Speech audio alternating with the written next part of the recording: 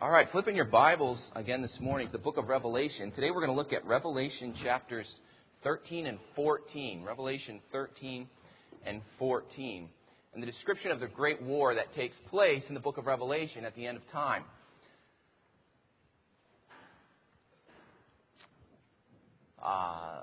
There's a movie that's just been re-released. It's in the theaters right now. My kids have been bugging me to go see it. I have the built-in excuse that I'm not allowed to go to the movies, so that has saved me about $60 in this process. Toy Story 1 and 2 have been re-released and are now in not HD, they're in 3D, and you can see them in popping off the screen at you. And my kids are so excited, but again, I can't go see that, and that's a good thing because we've seen that movie 100 times. There's a scene at the climax of Toy Story 2, or one of the climactic elements, at least for the main characters, in Toy Story 2, where there's a battle between two Buzzes that are happening. Buzz Lightyear, the two main characters, and they're fighting each other. And the other characters that are watching this going on can't distinguish between which one's the real Buzz and which one's the imitation Buzz. And they're both standing there, and they're like, well, which one is it? Who should we go with? And the real Buzz does what? He raises up his foot, and it says Andy on the bottom of his shoe, signifying that he's the one who belongs to Andy. He's the real Buzz. And of course, the ironic thing about that scene in the movie Toy Story 2 is that the other protagonist in the story, Woody, has always belonged to Andy. He is specifically Andy's toy. He's been jealous of Buzz throughout the telling of these two movies. But at the moment that these two Buzzes are fighting each other, and the distinguishing moment of Andy comes out on the bottom of the real Buzz's foot, what is Woody actually doing? He has given up or turned his back on his owner, Andy. He is kind of gotten high in the head, and he thinks he's all important and he's all bad, and he's this collectible toy now. And so he's erased, essentially, the name Andy on him and given himself and left his first owner. And it's kind of a significant switch on the two characters there, where the Buzz, who's the outsider, is now the real, genuine toy, and the one who's always been loyal to Andy is now kind of given up on him. And, of course, it causes Woody to think through the process again and return to Andy as his owner. You know, in a similar way, and it's kind of a stupid analogy, but it's funny that sometimes where you see the gospel itself pop up in a movie like Toy Story 2, there's a truth there for us. We've been branded with a name if we are called Christians. We looked at that yesterday. God has written His name on us, a sign of ownership. We belong to God. What we're going to see in the chapters of Revelation 13 through 14 is a description of the great end-time battle or struggle, the spiritual war that's being fought over the souls of men between Satan, the enemy, and the Lamb, and those that are siding with him. And so we want to look at that today and see what the application for us as believers, as those who say we are God's children, what's our response to that? Now, the book of Revelation, as we understand it, especially the part that we're in today, we interpret that as something that is still future. And it's describing events that are future. And that is true. These are events that are future to this world. These things have not happened yet, and they're descriptive of that.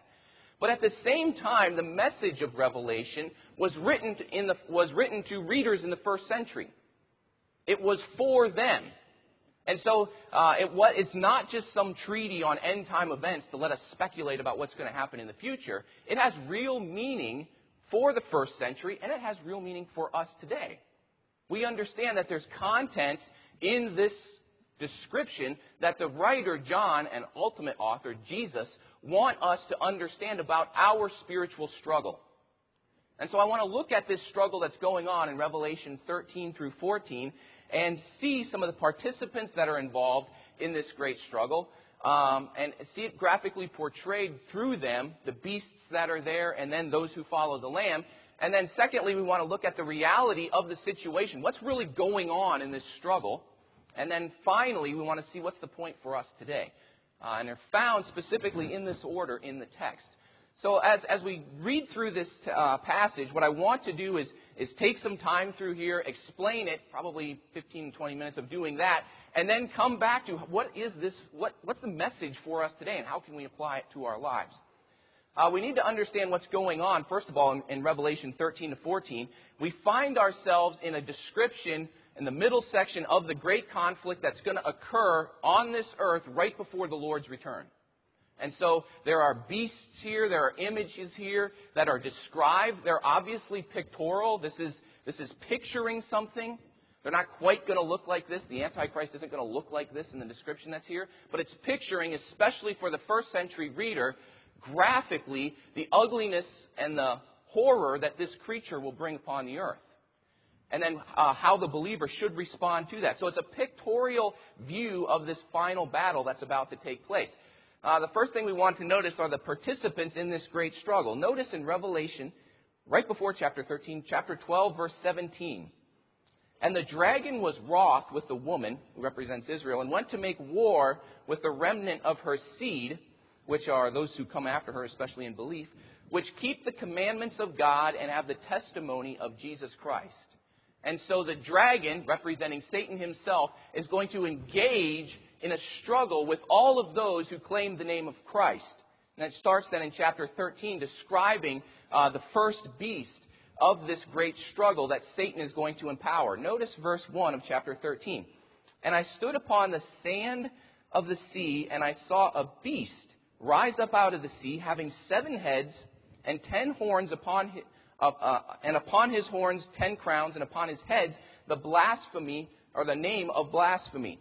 And so there's this description of this creature, this horrific beast that rises up out of the sea that has a number of heads. He has a number of horns coming out of those heads. He has a number of crowns on his head. All of those are symbolic of other things that have been mentioned in the book of Revelation. He's also very picturesque of the creatures that are in the book of Daniel, especially chapter 7, representing the Antichrist. But this creature is a mock of Jesus. Earlier in Revelation, there is a ram that is seen representing Christ who has 7 horns on his head. This beast is a mock of that. He as well possesses 7 horns. He also possesses 7 crowns, claiming that he is in some way royal or deity. And he has written on those crowns and on his head names of blasphemy, claiming that he is Lord or he is divine. And so it's this grotesque picture of this creature that is claiming to be Jesus Christ. Verse 2, and the beast which I saw was like unto a leopard, and his feet as the feet of a bear, and his mouth as the mouth of a lion. And the dragon gave him his power, and his seat, and great authority. And I saw one of his heads as if it were wounded to death, and his deadly wound was healed, and all the world wondered about this beast, or about what was going on with him. The significance to this beast, who is the power behind him? Satan. Satan is going to empower this beast to accomplish his work among the earth dwellers at this time. And in fact, the description here in verse 3 describes him as someone who will actually have a fatal wound that will get healed. Another representation of Jesus Christ, or a mock of Christ, a sort of resurrection like Christ encountered or had or already accomplished. Verse 4, and they worshipped the dragon, which gave power unto the beast, and they worshipped the beast, saying, Who is like unto the beast? Who is able to make war with him? And there was given unto him a mouth speaking great things and blasphemies, and power was given unto him to continue 42 months. So as we continue this description of this dragon, of this beast, this lion that comes out with all of these heads, the dragon has equipped him to accomplish what he wants to, and what he wants to do through this beast is rule the earth. This beast will, in some way, as John's looking at this, be the ruler upon the face of the earth, over all of the earth. And people will come and flock to him in droves. Now, many today have laughed at this and said this could never happen. But it's not that hard to imagine that if a world ruler were to come on the scene and do things like solve world hunger, solve the different oppressions that are going on in the world, solve the Middle East crisis, handle terrorism correctly, solve the economic situation that the world is in. If someone could actually do that, you bet the world would flock to that type of ruler. And that's probably what will happen in this individual. He will be one who comes on the scene, who looks very good from a worldly perspective, solve the world's problems, and therefore get the world to come after him and ultimately give him worship. Notice the second thing or description about this beast in the passage. God allows and controls the beast's actions. The passive at the beginning of verse 5, and there was given unto him a mouth speaking great things. Verse 6, and he opened his mouth in blasphemy against God, to blaspheme his name and his tabernacle and them that dwell in heaven. Verse 7, and it was given unto him to make war with the saints and to overcome them. And power was given him over all kindreds and tongues and nations. And all that dwell upon the earth shall worship him, whose names are not written in the book of life of the Lamb slain from the foundation of the world. It's significant. Twice in this passage it says that power was given unto him. Now, we might think that from the context this is dealing with the dragon giving him power, or Satan empowering him. But if we look back in chapter 12, even Satan himself is said it was given unto him power to accomplish this. Who is ultimately the one authorizing the Antichrist to do what he's going to do here? It's greater than Satan. It's actually God in this passage. Major theme in the book of Revelation is that God stands sovereign over everything that's going to happen. And he even allows these things to occur within his plan for creation. He is using the work of Antichrist to bring this world to an end. Significant. We'll come back to that when we try to apply this later on. Verse 9 continues on. Believers are called to heed John's message. Notice verse 9. If any man have an ear, let him hear. He that leadeth into captivity shall go into captivity. He that killeth with the sword must be killed with the sword. Here is the patience and the faith of the saints. A call in verse 9 for the readers to stand back and read this very carefully. That's what the verse means for us. And then it gives us in chapter 10, or verse 10, an application of that. What are we supposed to do with this? And it says that he that leadeth into captivity shall go there. He that killeth with the sword must be killed with the sword. Here it calls for patience, endurance, and faith on our part. He's suggesting here, and this is significant, what should the believer's response at the end time be in relationship to this beast? Should they make war with this beast? No. He's suggesting that as you're being led by the power of God into this captivity, as you're being pulled under this authority, you're called to two things: witness and endurance. The end-time saints won't raise up in arms against the Antichrist. What they will do is they will stand up for God in the face of him, and they will be put to death. And God is calling them to do that in this passage. He's not calling them to make war. It's time to put away the sword is the idea behind this, and allow what God is doing to take place. Verse 11 then gives us a picture of another beast that comes up under Satan's forces here, the false prophet. And behold, another beast coming out of the earth. He had two horns like a lamb, and he spake as a dragon. Again, this is interesting. We saw yesterday, what is one of the names of Christ in the book of Revelation? The Lamb. This false prophet will stand up as a voice among the nations, proclaiming things. And he's going to look and sound very much like the Lamb, Jesus Christ. But the words that are coming out of his mouth are the words of Satan. They're going to be used to deceive the nations. Second about this prophet, and he exerciseth all the power of the first beast before him, and causeth the earth and them that dwell therein to worship the first beast, whose deadly wound was healed. He causes, or this prophet causes the earth dwellers to worship the first beast. That's his ministry.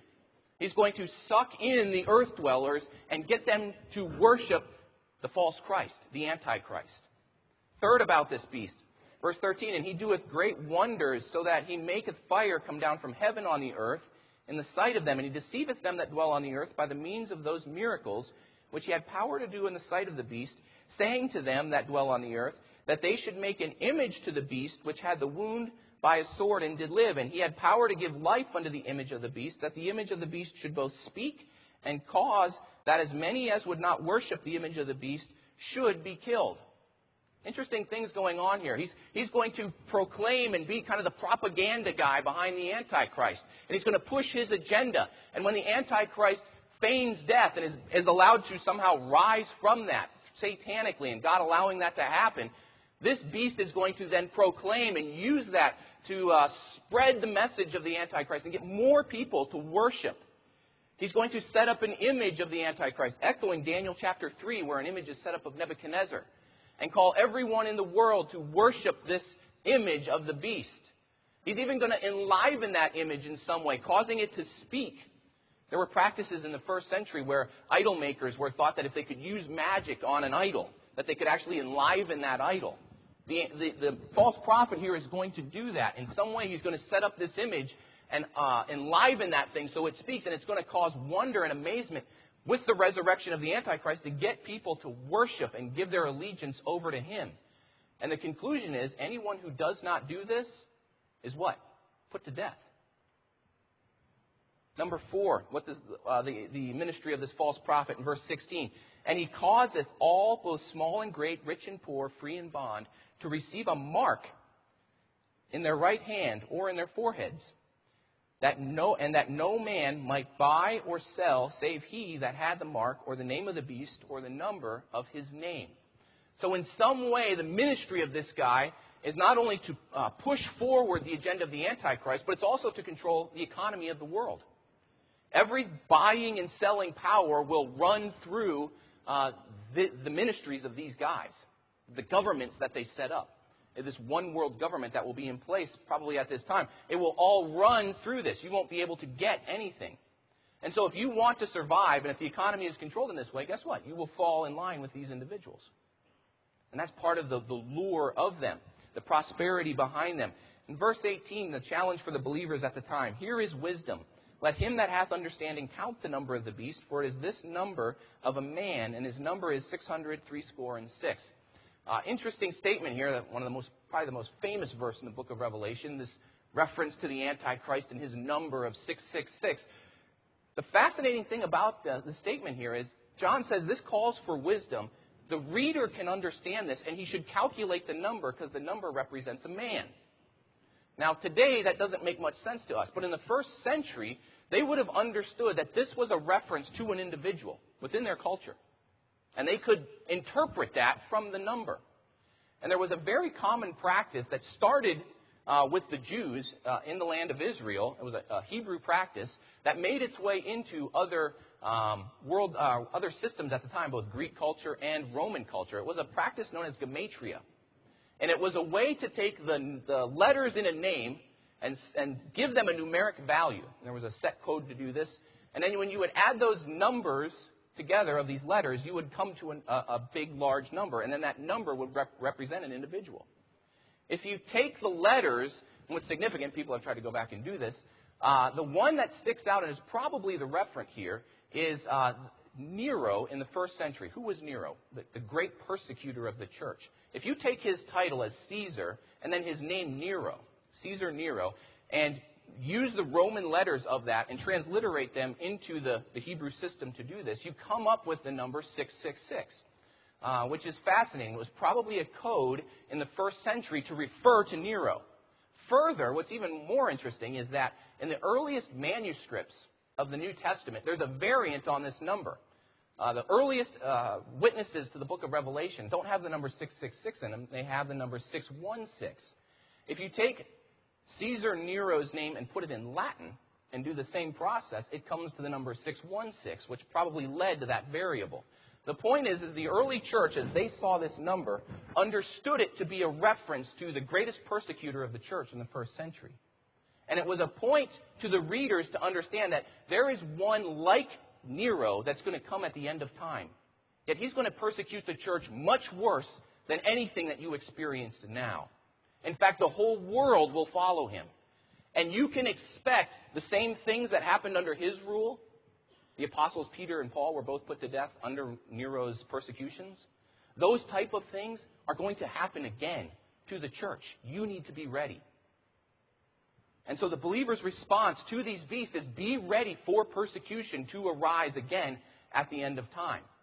Kind of a sad, scary thought as a Christian. But he moves on in chapter 14 to give the second participants in this story. If on the one side we have Satan and his beasts, on the other side we have the Lamb and those having his Father's name. Notice chapter 14, right after this. And I looked, and lo, in contrast to what he had just seen, a Lamb stood on Mount Sion, and with him 144,000 having his Father's name written in their foreheads.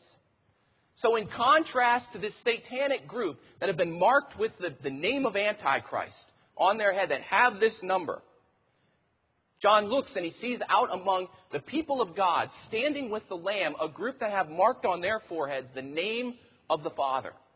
They are God's children. and they stand next to the Lamb. Verse 2, and I heard a voice from heaven as the voice of many waters, and as the voice of a great thunder. And I heard the voice of harpers harping with their harps. Of the King James there, harpers harping with their harps. And they sung, as it were, a new song before the throne and before the four beasts and the elders. And no man could learn that song but the 144,000 which were redeemed from the earth. What's going on here? These followers of Christ are involved in singing a new song. This new song, or what's going on in the context, where they're doing it in the context of the elders and before the throne, looks back to chapter 4 and 5 of Revelation. And 4 and 5 is one of the great worship scenes of all of Scripture, where all the heavenly hosts come together, including the 24 elders and the beasts that are right around the throne that protect God. And they worship God in song and sing. Here we have those who, this 144,000, this group of believers right at this end time, many of whom, if not all of whom, will die for the cause of Christ, standing with the Lamb, singing a song, playing with harps, making joyous noise in heaven. It's a time of celebration, of victory that is happening here. That's the picture. In light of what's going on in this great struggle, we have these other participants who are victorious, and they're singing about it. Third description of them in the passage. Notice the character that they exhibit. These are they which were not defiled with women, for they are virgins. These are they which follow the Lamb whithersoever he goeth. These were redeemed from among men, being the first fruits unto God and to the Lamb. And in their mouth was found no guile, for they are without fault before the throne of God. The victory that they win comes from their virtuous character, in contrast to what's going on in the earth at the time. Notice the character that they exhibit. First of all, it says that they remain virgins. Now, some have understood this to mean, well, these guys will do that. They will be celibate. I don't think that's what's going on here. This is a text that's picturesque of what's happening. It's suggesting here that they do not defile themselves. They are pure in relationship to the world system that they find themselves in. And it's no doubt that there is, in the idea of virgins and remaining unspotted in that sense, a reference to sexual purity as well. They haven't given in to this world system and all of the pleasures and the problems that are found here for the believer. They've remained unspotted from that.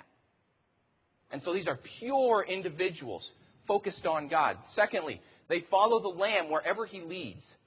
It's kind of a picture of the Lamb walking around, Jesus Christ walking, and them following right behind him. The significance of that is, where does the Lamb lead? What's the point of the Lamb in Revelation, that picture of Christ? He's the sacrificial Lamb. He was put to death to save us. And we know 1 Peter chapter 2, verse 23, that when he suffered, he didn't rebuke back, he didn't fight back, but he allowed that suffering to come upon himself to pay for our sins. Those who follow the Lamb, those who are his, those who belong to him, go wherever he goes. If he calls them even to the point of death, they follow with him to that. That's the picture of what these end-time saints will do. Thirdly, they speak truth and remain blameless. And in their mouth was found no guile, no lie, for they are without fault before the throne of God. One of the characteristics of both Christ, the Lamb, and God is the true, the faithful one. These individuals are the same way. They speak the truth. And it's not truth so much about lies. It's very much truth about the fact of who Jesus Christ is. In spite of what's happening in this world system, in spite of the opposition that they face, they will proclaim the truth no matter what. No matter where that leads, no matter where the Lamb leads them into doing that. They will stand up and speak the truth. And they are blameless before God. These are the two participants. And the call to the reader, especially in the first century, is, which group do you want to be a part of? The one who mindlessly follows after this world system and the Antichrist and his beast, or the one who is victorious, the Lamb, even though that costs great price? To make it even more obvious, he describes the reality of the situation. What's really going on here in this spiritual struggle? What's the outcome? There's 3 messages by 3 different angels that John sees flying over the earth here, proclaiming things. Notice verse 6. And I saw another angel fly in the midst of heaven, having the everlasting gospel to preach unto them that dwell on the earth, and to every nation, kindred, and tongue, and people, saying with a loud voice, Fear God, and give glory to him, For the hour of his judgment is come, and worship him that made heaven and earth, and the sea, and the fountains of waters. The first angel comes proclaiming the gospel, calling out among the earth, calling out among this scene that he sees of struggle and people wanting and going after the Antichrist. And he proclaims to them this message. It's like call out. Now, I don't know if this is going to be an audible voice or what it is, or if it's going to be the content of the witnesses at this time. But the gospel will be alive and well during this time period. And it's going to call out and say, don't follow after this beast. Follow after the God and fear him. And why should the earth dwellers do that? It's the second angel comes and gives them the reason. And there followed another angel, verse 8, saying, Babylon is fallen that great city, because she made all nations drink of the wine of the wrath of her fornication. The second angel comes and says, why should you follow after the Lamb? Because this Babylon, this system of the world, is fallen. It's going to be destroyed. And it has caused the earth dwellers to drink the wine of God's wrath. Very picturesque of something that's going down bitterly, that's going to ultimately result in their destruction. If you follow that system that the world is going to push out there, that the Antichrist is going to be behind, you will be destroyed.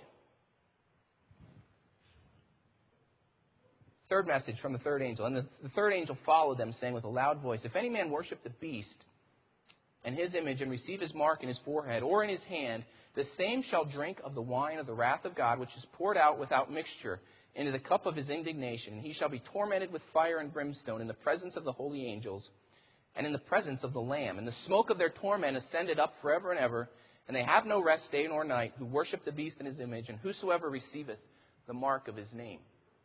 It's a call that there's judgment that's going to happen because that thing is fallen. Anyone who follows it will be destroyed, will face God's judgment, and will end up in hell. A sober reminder of what it is to follow after that at the end time, after that world system, after the Antichrist. But John doesn't want to just leave it there. John doesn't just leave us with the future. He comes back to the first century, and he comes to us today, and he has a message for us, and it's found in verses 12 to 13. Notice what he says. Here is the patience of the saints. Here are they that keep the commandments of God and the faith of Jesus. And I heard a voice from heaven saying unto me, Write, blessed are the dead which die in the Lord from henceforth. Yea, saith the Spirit, that they may rest from their labors, and their works do follow them. What's the point for the readers and for us today? Believers are to patiently endure by keeping God's commands and remaining faithful to Jesus. That's verse 12. What's the patience of the saints? It's those who keep God's commands, who obey. And it's those who remain faithful to Jesus. In light of this struggle that's going on, believers are called to listen to the message that the angels are proclaiming and to remain loyal to God, to follow Him and remain faithful to Him no matter what that looks like. Verse 13. The results, secondly, in God's blessing of this results in God's blessing of rest from their labor and reward for their deeds. Ultimately, if you want to reap the heavenly reward, if you want to get rest from the work here, and you want to be rewarded for your deeds, you must persevere, endure. That's the message of Revelation in a nutshell. But that's the point here as well. In light of everything that's going on in this chaotic struggle, this spiritual struggle at the end time, the believer must be one who finds his ultimate rest in God and in the Lamb. Now, what's this message then for us today? And this is where I want to conclude, at least with a couple things of application. I think the point of this whole passage is this. In order to ultimately win at life in this great struggle, we must side with the Lamb no matter what Satan throws at us. Let's take the end time scenario and put it into the 21st century, right here where we are today. That's what part of this message is for. It's for us as readers. It's not so that we know things about the end-time saints. It's so that we apply this message to our lives today.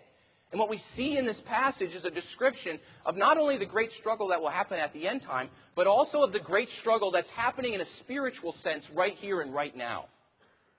There's always been, since the fall, there has always been on this universe this great struggle between the forces of evil and the forces of God. There's a spiritual war that's happening. And John gives us this glimpse of it in a very real sense, graphically, of what's going to happen at the end. But it's no different than what's happening now. Satan is behind this world's system. He's the power in it. And it stands in contrast to everything that is about the Lamb. And John wants his readers in the first century, and he wants us today to realize that you and I that claim the name of God, that say that we have God's name branded on our foreheads, that we are God's, that He owns us, we are involved in a spiritual struggle after our eternal soul, after the souls of men. That's what Satan is after.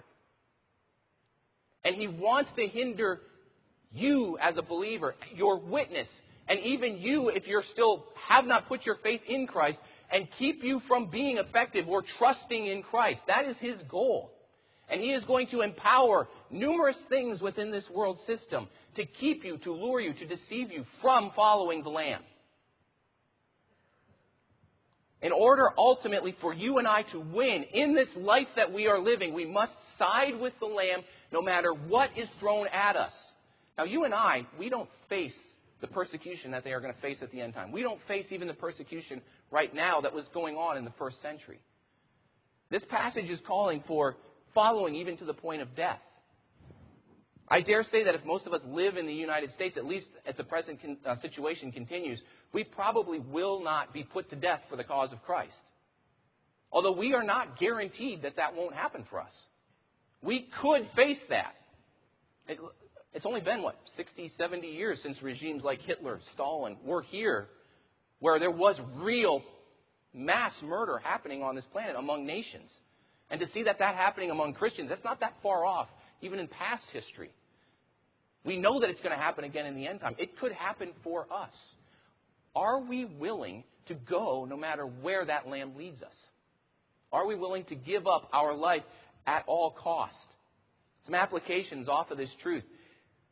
I think one of the points to this passage in all of Revelation, you're either with Christ or you're against Him and face His wrath. There's no neutrality in the book of Revelation. There's no in-between ground. There's not the picture of, the Christian that's kind of in the world and of the world but still with God. That's non-existent in Revelation. You're either with the Lamb, remaining unspotted from the world, following Him, or you belong with the Antichrist and are marked with him. You have one of these two marks on you. In a spiritual sense, you either belong there or you belong here. Secondly, if we are truly with Christ, if we have that name on us, we will remain unspotted from the pleasures of the world. That will be characteristic of us. The saints that are being described in Revelation 14, that's a reality. That's who they are. The ones who get to go before the throne and sing to God, who are Christian, real Christians, are those who remain unspotted from the world. They follow wherever He leads. And they speak the truth no matter when called upon to do so. How is your life? What does it look like? Is your life unspotted from the world? Now, this isn't saying that they don't struggle with sin. Yes, they do. Yes, as believers today, we struggle with sin. But ultimately, where do we turn in our struggle? Do we turn to the Lamb or do we give into it? Do we go after it? Christ is saying here that the one who is truly my follower pushes that stuff away, fights that stuff out of his life through the victory that comes through the Lamb. Secondly, he goes wherever Christ leads. And thirdly, I think I want to just spend a minute on this one, that he speaks the truth whenever called upon to do so. How do you respond when presented with an opportunity to share the gospel? Those opportunities might not come up that often, but they do once in a while, where you're put in a situation to testify, to witness of Jesus Christ, to witness of what He's done in your life and what that means for the individual you're talking to. Do you shy away from that? Do you move away from it? Do you actually witness about what Christ has done for you and witness into that life and speak the truth into that life so that God can use that to draw that person to Himself? How are you doing in your evangelism? Those who are ultimately with Christ in the end have no problem speaking the truth about God, no matter what He's called them to do and in what context He wants them to do it. Finally, only what we do for Christ in this life will follow us into the next life. That's the conclusion of the passage here. What ultimately matters in life? Obedience to God, perseverance in His name. That faith, sticking it out for Him. That's the conclusion that John says. You must understand this. And the Holy Spirit is the one who actually speaks it in chapter 14, verse 13 there. It's the Spirit that says this. This calls us to this.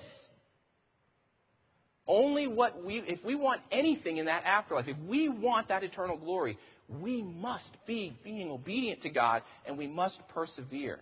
Only what we do for Christ in this life is what will matter and what we'll take into that next life. You know, there's many of you here today who are studying a variety of different things. It might be business. It might be education. I don't believe God's calling every single one of us to go into full-time Christian service, pastoring, missionary work. He's probably calling a number of you to that. But He does expect every single one of us to be involved in the ministry of the Lamb. No matter where we find ourselves in the future, whatever workplace context we are in, we must remain unspotted, and we must proclaim the truth about God in that context. That's what He calls us to do. That's what He expects of us.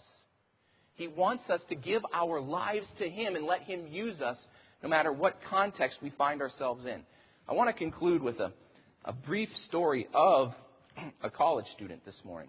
He was a college student not that much unlike you guys. He was actually a college student who lived about 100 years ago. His name was William Borden, and some of you might know the story of William Borden. Some of you might not. William Borden grew up in a very rich family. Again, we're probably dating ourselves here a little bit. If you can remember Borden's condensed milk, that is the William Borden we're talking about here. Now, Borden's condensed milk, I'll get back to that in a minute. This William Borden was an individual who grew up in a very influential, rich business family. At the same time, his family was Christian. And so they were business people, they were Christians at the same time. He was destined to run this company in the future. And his father and mother, they planned to give this down to him. He was the son that would take this on and run this thing. There was no doubt about it. Very successful student. He graduated from Yale, and then he would graduate from Princeton. So a brilliant young man, obviously, from the world's perspective, talented beyond belief, could run this business, and that's where the world saw him going. His parents, when he was 16 years of age, sent him on a trip around the world. Now, that would be fascinating. It was a one-year trip. To go around the world and to see the sights of the world with one of his best friends, another individual who had already done this. And I can't imagine the pleasures that would come with doing that. That would be a fascinating trip, especially in that day. You'd be doing it by sea, where they'd be on a boat going around the world. And it was a fascinating trip. The only thing is it wasn't just a pleasure cruise for William Borden. While he was doing this trip, he became incredibly convicted about the mission of the world. And he felt the Lord's call on his life to forsake the business, the family money, the inheritance, and dedicate his life to missions. He came back and entered into Yale University, and Yale back in those days was still a relatively strong Christian college, Christian influence in the college. It's going through that transition at this time, but William Borden went there to study for missions work. He found the scene at Yale kind of lethargic towards Christ. It was a struggle for him at Yale in that sense. But William stayed true to Christ while he was at Yale. In fact, he found a friend named Charlie Campbell at Yale, another Christian, and they started a prayer group before breakfast every day. And they would meet and they'd get together and pray. Others saw these guys doing that and started joining in. And before you knew it, they had groups all over campus at Yale that were praying every single day about world mission and about the different needs that were going on within the University of Yale and getting revival happening there. Strong individual. Later on in his time at Yale, as he's progressing through there, and this was not a person who had time on his hands. I mean, he was studying. He was on the football team. He did all those sorts of things, and yet at the same time, he found time to start a mission and start a mission for the poor in the city, to minister to them, to spread the gospel with them, and to meet their need at the same time. A mission that grew very strongly in the early 20th century out of that. Needless to say, his testimony on that college campus impacted literally hundreds of Yale students to think about missions and to dedicate their life to the mission endeavors. He got done with Yale. He went to Princeton Seminary. And in a couple of years at Princeton Seminary, again, was very strong in his faith. While he was going through school, he had a Bible. And in his Bible, first of all, when he finished Yale, he wrote something at the end of his time at Yale in the back of that Bible. And he wrote two words in there. He said, "No reserves," meaning I'm holding nothing back. I'm not going after my family fortune anymore. I'm going after the cause of Christ. No reserves. He got through his time at Princeton, and while he was at Princeton, he attended a missions conference and was incredibly burdened about the Muslims in the country of China. The vast spread of Islam and the many followers of that in the nation of China. And he felt that was going to be his mission in life, was to go to China and minister to these Muslims that were there and present Christ in that context. When he finished his time at Princeton, he wrote two more words in the back of his Bible. He had no reserves, then he had no retreats, meaning I'm not going to turn back. I'm going to the mission field. And he did. At that time, when you would learn another language, you would immerse yourself in the culture of the language. So to learn the Arabic language that was going to be spoken by these Muslims in China, he went to the nation of Egypt to learn it in Cairo. And so he, on his way to China, stops in Cairo for a year or two to learn the language, and then he's going to move on to China, minister to the Muslims there. While he's in Cairo, he continues ministering. He's handing out tracts on the streets. He gets involved in missions work in Cairo. But after a year there, he contracts a very strong cerebral meningitis is the disease he contracts. And within 3 weeks in Cairo, after a year, within 3 weeks of contracting this disease, he dies in Cairo before he ever gets to China to be a missionary. And it sounds like what a waste. I mean, from our perspective, even from the perspective of missionaries looking at that, this individual who dedicated his life, who had spent so much time studying for the ministry and given himself over to that, as he's traveling to China, learning the language and ministering for God, he dies before he ever arrives. Charlie Campbell got the Bible back from William Borden. And under those two statements of no reserves and no retreats was one more statement that he wrote probably a few days before he died. And the last two words were no regrets. And it was a very strong statement that William Borden, even in his time of death, realized that, hey, I could have had it all from the world's perspective. But I have no regrets about giving my life to Jesus Christ. And to wherever He wants me to go, I am going to do that. And I have no regrets about that, no matter what that demanded of my life. From our perspective, it looked like a waste. But in the following, year or so of following the death of Borden, his family got so many letters from various people around the world that had held memorial services for this individual. And hundreds of Yale graduates who said, we are dedicating our life to missions because of the testimony of William Borden. You know, from the world's perspective, he did have it all. And he threw that away. But from the perspective of the Lamb, he sided with Jesus Christ. And there is no regret to what William Borden did. Ultimately, he is victorious. And the challenge of his life to us today, and in light of the passage that we've looked at, is this, I think. We have many things going on in our life that distract us, that cause us to want to go after this world system. Don't throw away the cause of Christ that you have written on your forehead. You are God's, and you're God's only answer for this world. And He wants to use you to win and present victory to this dying world. We are the victors, and only following Christ is ultimately going to end in victory. Give your life up for the cause of Christ, no matter where that leads. Let's close in a word of prayer.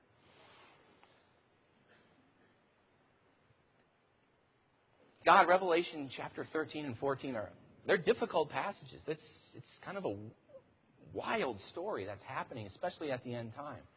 But God, standing back and looking at what this means for us as believers today, we can't help but see that there is a struggle on a spiritual realm, whether the world wants to admit that or whether the world wants to dismiss that. It's real, and Satan is using the forces of this earth to fight a spiritual war against the unbelievers and even us as Christians today. He's trying to distract us from what we are ultimately called to do. And God, I know that not everyone in here is called to be a missionary. And I know everyone in here is not called to be a pastor. But you do want us, Lord, to live out our following of the Lamb in whatever context you will put us. And God, I pray that you will burden the hearts of those who are out here today to take up that cause, to follow Jesus Christ no matter where it leads, no matter what it costs us. And Lord, help us to look back when we come to the end of our life saying that we have no regrets for what we accomplished for the cause of Christ through your strength. In Jesus' name I pray. Amen.